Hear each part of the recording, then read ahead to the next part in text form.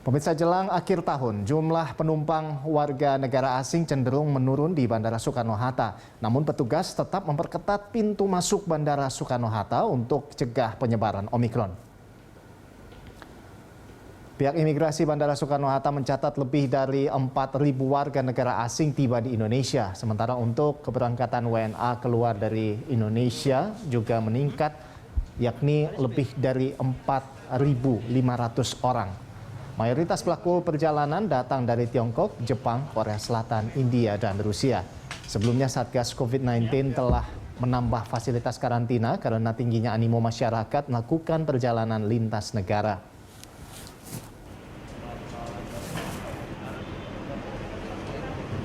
Cukup lama, Pak.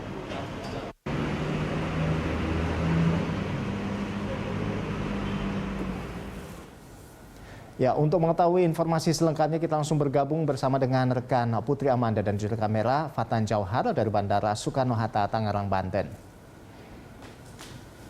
Ya, dari pantauan Anda seperti apa? Apakah ada peningkatan jumlah penumpang sejauh ini di Bandara Soekarno-Hatta jelang pergantian tahun, Amanda?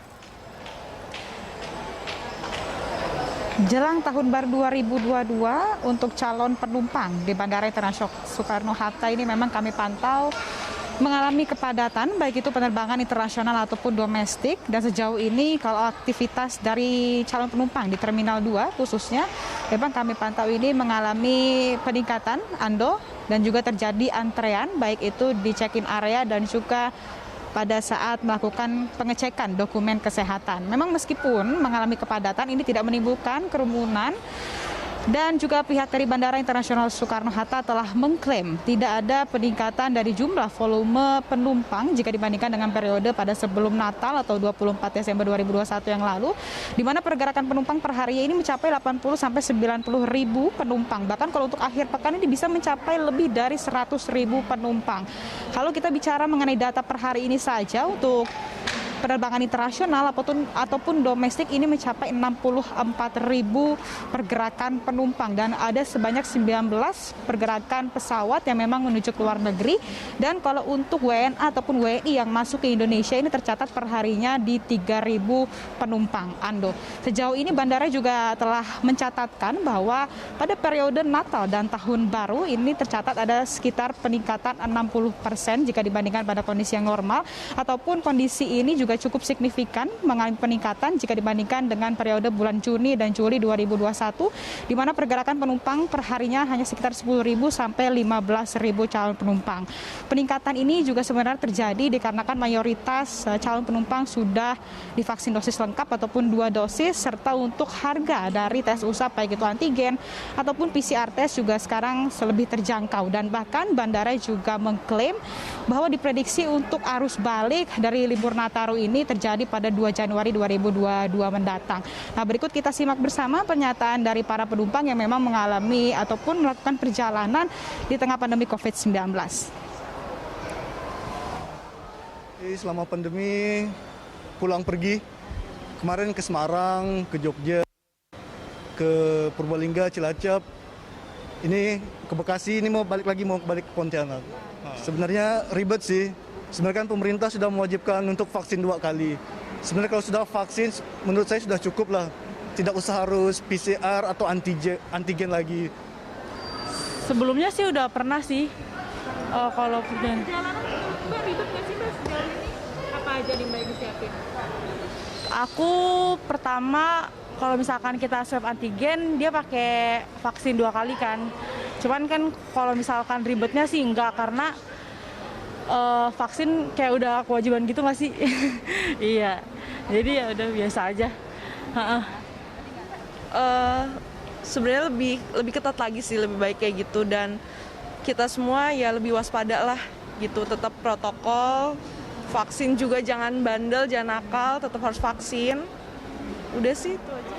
Ando, kalau dari calon penumpang sendiri memang mereka menyatakan bahwa tidak terlalu khawatir melakukan perjalanan jarak jauh di tengah pandemi COVID-19, mereka sudah taat prokes, yakni sudah vaksin dan juga bisa menyertakan surat keterangan negatif COVID-19. Nah, sejauh ini kalau untuk syarat perjalanan sendiri, Ando, yang diwajibkan adalah mereka yang sudah divaksin dosis lengkap ataupun 2 dosis dan bisa menyertakan negatif COVID-19 menggunakan rapid test antigen yang sampelnya diambil dalam kurun waktu maksimal 1 kali 24 jam.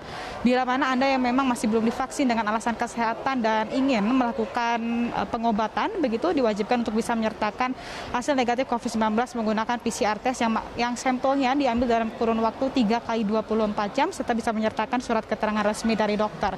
Untuk anak usia di bawah 12 tahun juga diwajibkan bisa menyertakan rapid test antigen, maksud kami PCR test, Ando, yang sampelnya ini dalam kurun waktu maksimal 3 kali 24 jam.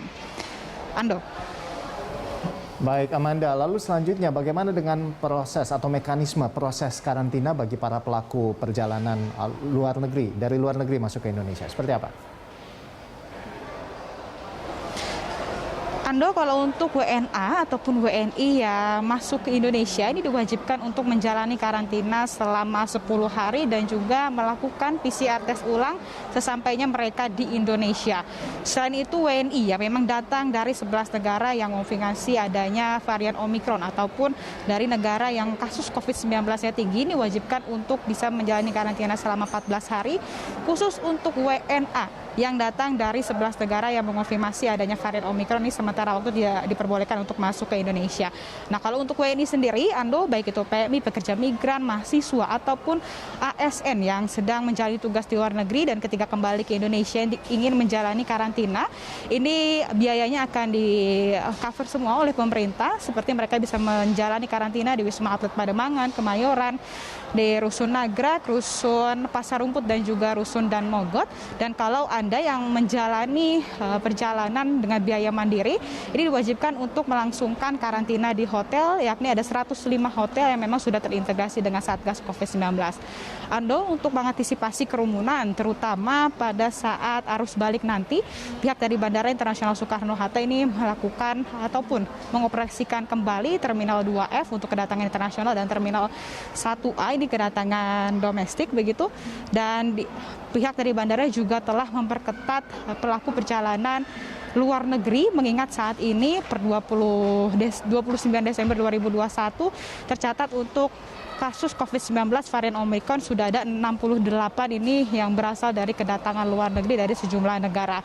Jadi diharapkan untuk seluruh penumpang bisa mentaati prokes dimanapun mereka berada, terutama dalam bandara ya Ando, sampai mereka melangsungkan proses karantina mereka yang sudah ditentukan oleh pemerintah Republik Indonesia. Ando.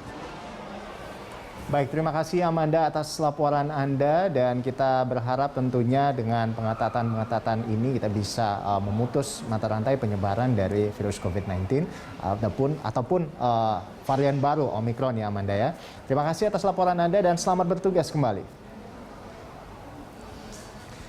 Ya, demikian tadi rekan Putri Amanda dan juru kamera Fatan Jauhar melaporkan langsung dari Bandara Soekarno-Hatta, Tangerang, Banten.